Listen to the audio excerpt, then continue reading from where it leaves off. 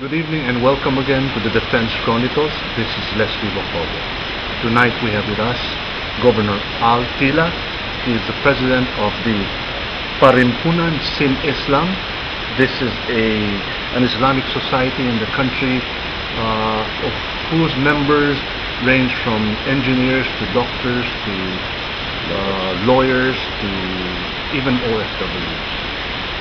Good evening, Governor Tillah. Good evening, Leslie. Thank you for joining me tonight here at the Senate.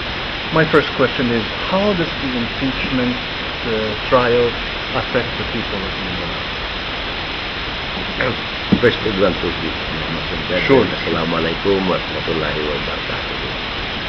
The issue is not that critical relative to what we are experiencing now. We have power outages, we have poverty, we have lack of infrastructure. All of these are paramount in our minds. But relative to this impeachment, the only issues that concern to us is the attainment of justice and the due process. So whichever it goes, for as long as justice is served and the justice, the impartiality of those members of the Senate sitting as impeachment time. Are you saying, Governor, that Mindanao needs to be properly represented by senators originally coming from Mindanao, I'm glad you are who were born and raised in Mindanao, whose hearts are with Mindanao and with the people of Mindanao? You know, we from Mindanao, in a Senate of 34 seats, are entitled to 8 senators. Now, this forthcoming election of 12, at least 6 senators from Mindanao. Now, right now we have 2 sitting senators, Coco Pimentel and Piggy Gingona. Yes. And I hope for others to come to the fore so that we'll have at least 6. And because this is taxation without representation. And to me, it's not only immoral, it's anomalous that Mindanao, feeding this country, is only represented by 2 senators in the Senate of 24. Yes. So when I ran in 95 for the Senate, one of my main political reform agenda was precisely regionalizing the Senate. So every region will have representation. Of course, relative to the size of the region, they'll have more seats in the Senate. Are you confident, Governor, that the Senate will be going towards that new change, that one day, hopefully soon, 8 senators will be representing Mindanao? Well, we have always been looking forward to that, and I hope during our time that will materialize, because that is one way of dispensing justice to people of Mindanao. We try to meet all the Christians, Muslims, and Highlanders. We're together in all of them. That's right, that's right. Let's go to the power crisis right now. Yes. What is the current situation right now in Mindanao? I have been in 7 You just came from there, Gov, right? 7 provinces, the North, Yeah. the Oro, Sultan Kudarat, Davao. Of course, the island provinces are still very far in the Silang where I hail from, that region. And it's ironic, the Agus 1 to 3 is in the Lanao Lake, powered by the Lanao Lake. But the cost of electricity is high, and the contribution to the provincial coffers is nil. Now, then what this administration, the last time I heard, is that they asked us to sacrifice. We have been sacrificing. Come up with a formula to, address the issue. And I think more of hydro, solar, geothermal must be really explored, so that our people are not in difficulties. It's sad that the people of Mindanao, again, are asked to sacrifice. In fact, I know they have sacrificed so much already. Let's go, Governor, to an issue of which my heart is actually here. Let's talk about the Sama claim. Yes. Why is it that the current administration does not particularly give enough importance to the country's Sama claim? What seems to be the underlying factor? I'm a student of government and politics, and every country, especially a democracy like ours, always comes to the rescue, pursue the interest of its citizens. Yes. Now, the heirs of the Sultanate now are citizens of this country. Yes. And they have the sovereign and the proprietary rights claim over Sabah. That's right. But I have not heard from this administration any initiative in terms of helping its citizens prosecute this claim. Yes. Sabah, it's well known internationally and all that, but it's owned by the Sultanate of Sulu. And at the last, I think, kind of demonstration we had during the time of President Matapagal, the Malaysian government, they want to subject itself to the International Court of Justice, which is the final sort of adjudication. That's right. That's right. The fact that they didn't want, that means mahina na lang kaso nila. That's right. And we're ready to go to the International Court of Justice. Would you agree with me that in the event that a new map of the Philippines would be drawn, that Sabah must be included there? It should be included. As a matter of fact, because you're defending claim, that's our property. It's sad that our own government is not seriously supporting the interests of the Sultanate. Once we get Sabah, it's a very rich area. Yeah. There's oil, timber, etc. Can you imagine that part of the country, hindi na magkastong gobyerno dyan. For that matter, even the whole of Mindanao, kami nagkakaso dyan with the resources we have. And I understand approximately 70% of the people in Sabah are Tausug. Yes, yes. So they are Filipino. Filipino. More than they are Malaysian. Yes, they are only there because of the lack of opportunities for employment, sending their children to school and building a home. So Sabah is like another house for them, which actually they own. Yes, yes. So it's like a home away From from home. Yes.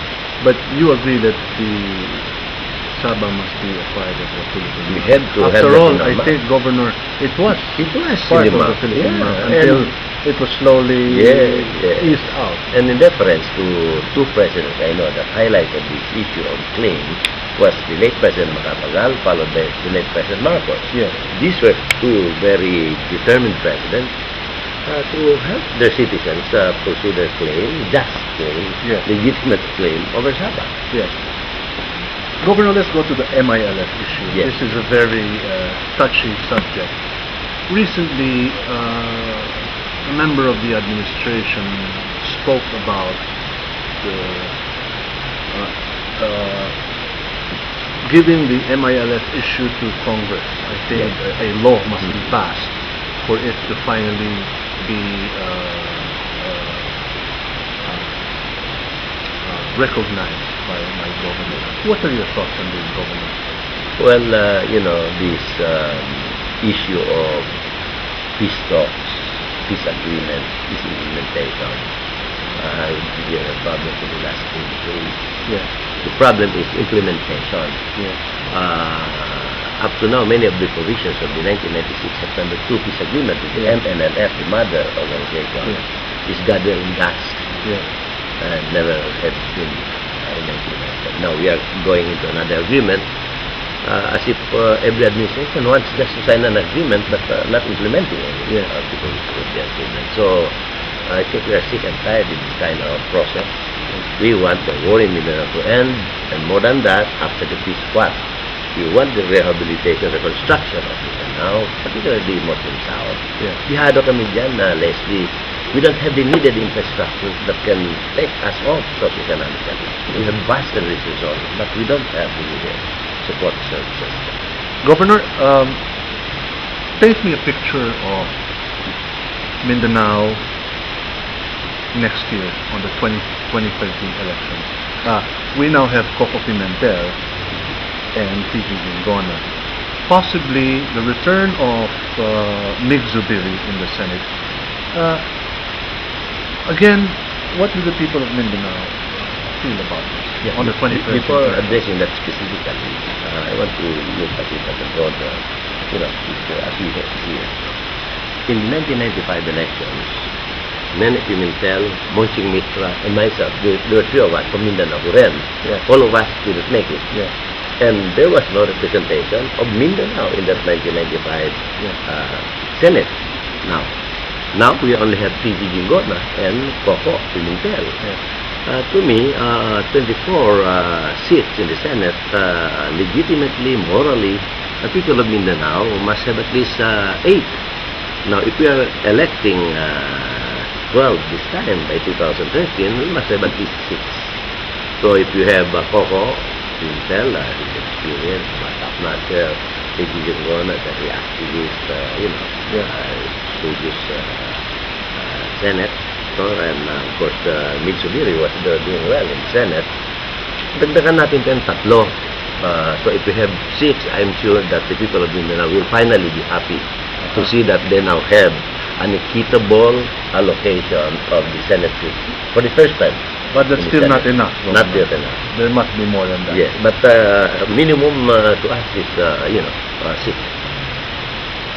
Let me take you back to Manila, Governor, from Mindanao. Imperial Manila. Imperial Manila, whatever you wish to call Well, it. that's how we from Mindanao call Okay, it. Supreme Manila, Yeah. Imperial Manila. Let's go back to the And impeachment. Visayas is with us. And Visayas is you. It was Sir course.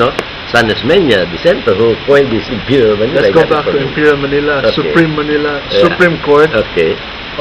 We are here together at the Senate Impeachment Court. Of course, I have been seeing you here many times. Yes. I'll ask you frankly, do you see a conviction or an acquittal for the Chief Justice? Well, before that, as I said earlier, people of Mindanao, particularly Muslims, we are too preoccupied with survival, Yeah. livelihood, poverty, health, and of course the infrastructure, and Yeah. now the energy crisis. Right. But we are interested to know if justice is finally dispensed.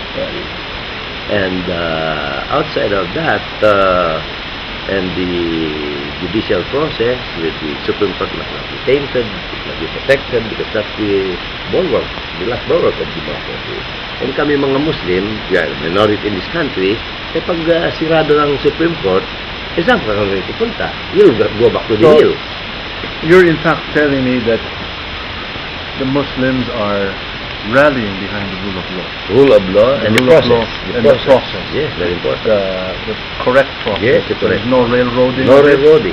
Because they railroad the issue of the arm in the House of Representatives. That's right. And in the Senate. That's right. Contrary to the committee report of its own chairman created by the Senate, Senator Bongbong Marcos, That's right. Big Subiri and Sis Cordero recommended that there must be elections because that's the sense of the people. But in plenary, the Senate threw it out and said, legislated that there be cancellation of elections. So wala kaming puntahan. Yes. Now, the Supreme Court, that's why we want to have this body protected, this constitutional body protected. Itong last court namin, obligatory resources. That's right. Pag sira ng Supreme Court, tatakot ko. Well, it does not only apply with Muslims. Yes. With every Filipino, the rule of law must always be supreme above us. And on that, I think I answered my own question. I think you are confident of an acquittal, Governor. Well, let me put it this way. Whatever is the result of this process, it must be viewed by our people as a democratic process, Yes. no railroading, Yes. and no miscarriage of justice. That's right. Because once our perception na may miscarriage of justice and addressing the last bulwark of democratic institution, the Supreme Court, where do we go? As Muslims and people from Mindanao. We may have to look for other, avenues to look for justice, to get justice. On that note, Governor Tillah, in the same manner that senators must also come from Mindanao, do you dream that there will be more Muslim justices in the Supreme Court? Yes, as a matter of fact, I was about to interject on that. It was only in deference to Cory Aquino, President as governor. Yeah. We had Abdul Wahid Bidin. That's right. The only time and only once Yeah. that the Muslims were represented in the bench, the highest body of the judiciary. And we hope, I was expecting Pinoy, following the footsteps of his mother, would have appointed. We have very qualified senior justices in the Court of Appeals now. Of course. And up to now, there is none. And I hope he has only more for former years, that at least one justice, or at least one among 15 That's sitting right. justices. We cannot overturn any decision there, but at least to interpret Sharia and the other, issues relative to Islam cannot be interpreted by any of those members of the court right now. Governor Tillah, thank you very much for your time. Maraming Till salamat. next time, I hope Yes. you will join us again. Anytime, for the sake of Mindanao and of Luzon, I'll always be Thank you very much. available. Thank you Salamat. very much. Salamat. Thank you for joining us once again with the Defense Chronicles. This is Leslie Bocobo.